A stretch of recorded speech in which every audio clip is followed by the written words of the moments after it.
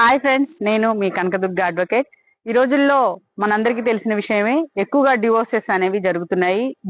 వీటికి కారణం ఏంటంటే పేరెంట్స్ ఇద్దరికి మంచి సంబంధాలు చూసి పెళ్లిళ్ళు చేస్తున్నారు. కొన్ని సందర్భాల్లో లవ్ మ్యారేజెస్ కూడా చేసుకుంటున్నారు. ఒకరినొకరు ఇష్టపడి లవ్ మ్యారేజ్ చేసుకున్న తర్వాత కొన్ని సందర్భాల్లో వెంటనే పిల్లలు పుట్టడం జరుగుతుంది. ఆ తర్వాత వాళ్ళ మధ్య మనస్పర్ధలు వచ్చి విడిపోవడం జరుగుతుంది. అంటే అరేంజ్డ్ మ్యారేజెస్ అయినా లవ్ మ్యారేజెస్ అయినా వీటి వల్ల పిల్లలు సఫర్ అవుతున్నారు. కారణం ఏంటంటే మీరు ఎర్లీగా పెళ్ళైన వెంటనే పిల్లల్ని కనడం వల్ల మీ మధ్య అండర్స్టాండింగ్ అనేది లేకపోవడం, ఆ తర్వాత ఫైనాన్షియల్ ప్రాబ్లమ్స్ రావడం, లేదా మీరు లైఫ్ లో చక్కగా సెటిల్ అవ్వక ముందే పెళ్లిళ్ళు చేసుకోవడం, మీకు ఆర్థిక పరమైన ఇబ్బందులు రావడం, దాని ద్వారా పిల్లల్ని సరిగ్గా చూసుకోలేకపోవడం, మీ ఇద్దరు కొట్టుకునే సందర్భంలో పిల్లలు సఫర్ అవడం అనేది జరుగుతుంది. కారణం ఏదైనా అయి ఉండొచ్చు. ఎప్పుడైనా సరే మ్యారేజెస్ అయిన వెంటనే పిల్లల్ని కొన్ని రోజులు మీరు గ్యాప్ తీసుకోవడం మంచిది.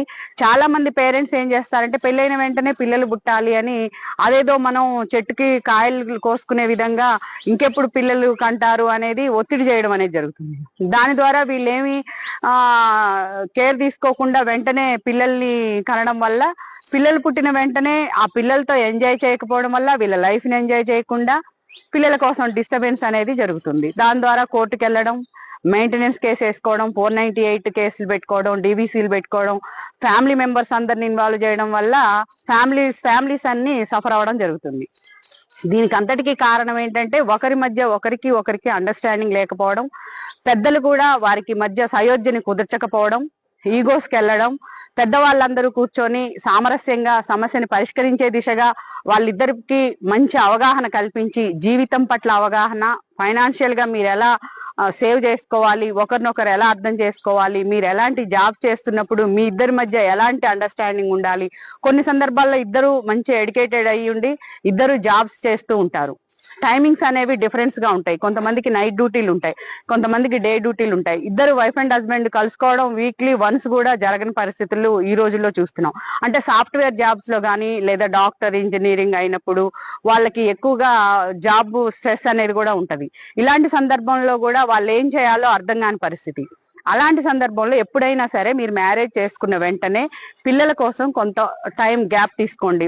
2 years 3 years అట్లా గ్యాప్ తీసుకున్న తర్వాత మీ మధ్య మంచి అండర్స్టాండింగ్ ఏర్పడ్డ తర్వాత ఎప్పుడు కూడా మనం ఒక పని చేసేటప్పుడు జాబ్ సంపాదన అంటూ మనం దాంట్లోనే వెళ్లకుండా మన కోసం మనం కొంత టైం స్పెండ్ చేసుకోవాలి. ఫ్యామిలీ కోసం, పేరెంట్స్ కోసం, ఒకరికొకరు భార్యాభర్తలు అర్థం చేసుకోవడం కోసం వీక్లీ వన్స్ అయినా మీ ఇద్దరు కూర్చొని మాట్లాడుకోవడం, టైం స్పెండ్ చేసుకోవడం, మంచి మీకు ఇష్టమైన భోజనం తినడం, ఇష్టమైన ప్లేస్కి వెళ్ళడం, మంచి మూవీ చూడడం, లేదా మీకు ఒకరికొకరిని అర్థం చేసుకోవడానికి మీ ఇష్టాలని తెలుసుకోవడం, హ్యాపీగా ఉండడానికి ట్రై చేయాలి. అంతేకాని ఎప్పుడు కూడా జాబ్ స్ట్రెస్ లో ఉండి ఒకరి మీద ఒకరు ఎలిగేషన్స్ క్రియేట్ చేసుకొని ప్రతి చిన్న విషయాన్ని ఫ్యామిలీస్ కి పాస్ చేస్తూ వాళ్ళేమో మీ మీద అదేంటి మా అమ్మాయిని మేము చాలా గారాబంగా పెంచామని, అదేంటి మా అబ్బాయిని ఇంతవరకు మేమే ఒక మాట అనలేదు నువ్వెలా అంటావని, అంటే వాళ్ళిద్దరి మధ్య ఫ్యామిలీ మెంబర్స్ ఇన్వాల్వ్ అయినప్పుడు ఎప్పుడు కూడా ఇద్దరు వైఫ్ అండ్ హస్బెండ్ మధ్య థర్డ్ పర్సన్ అనేది ఎంటర్ అయినప్పుడు ఆ గొడవ అనేది ఇంకా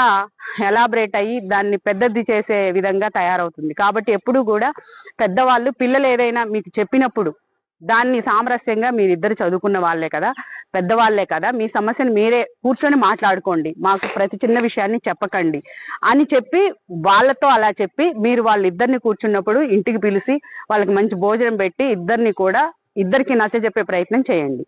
అప్పుడు కొంతవరకు ఈ మ్యారేజెస్ అనేవి డిస్టర్బెన్స్ అవ్వకుండా ఉంటాయి. ఆ తర్వాత ఈ డివోర్సెస్ అవ్వకుండా ఉంటాయి, కేసులు అవ్వకుండా ఉంటాయి. ఫ్యామిలీ మెంబర్స్ ఎప్పుడైతే ఎగనెస్ట్ గా అమ్మాయికి ఎగనెస్ట్ గా అబ్బాయి పేరెంట్స్ చెప్పినా, అబ్బాయికి ఎగనెస్ట్ గా అమ్మాయి పేరెంట్స్ చెప్పినా వాళ్ళేంటి ఇప్పుడు ఈ మధ్య కాలంలో అబ్బాయిలు కూడా కేసులు పెట్టడం జరుగుతుంది. కాబట్టి ఎవరు కూడా కోర్టుల వరకు కేసుల వరకు వస్తే మీ టైం వేస్ట్ అవుతుంది, మీ లైఫ్ లో ఎంజాయ్మెంట్ ని కోల్పోతారు.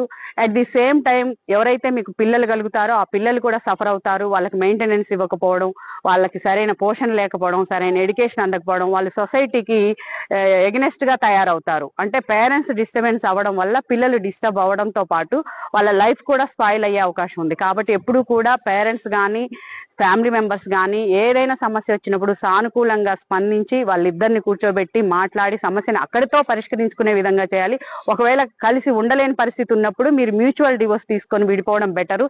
ఏదైనా ఉంటే పిల్లలకి సెటిల్మెంట్ చేసుకోవడం బెటర్. అంతేకాని కేసుల వరకు వెళ్ళడం వల్ల టైం వేస్ట్, మీ లైఫ్ వేస్ట్, ఎంజాయ్మెంట్ కోల్పోతారు. At the same time me health కూడా ప్రాబ్లమ్స్ వస్తాయి, మెంటల్ స్ట్రెస్ ఎక్కువ అవుతుంది. కాబట్టి వీటన్నిటికీ సమస్యకి పరిష్కారం ఏంటంటే ఇద్దరు ఒకరినొకరు అర్థం చేసుకోండి. విడిపోయినా అర్థం చేసుకునే విడిపోండి, కలిసిన్నా అర్థం చేసుకునే ఉండండి. దీనికి ఫ్యామిలీ మెంబర్స్ కూడా సహకరించడం చాలా ఉపయోగకరమైన విషయం. ఈ విధంగా మీరందరూ కూడా సమస్యలను పరిష్కరించుకుంటారని ఆశిస్తూ థ్యాంక్ యూ.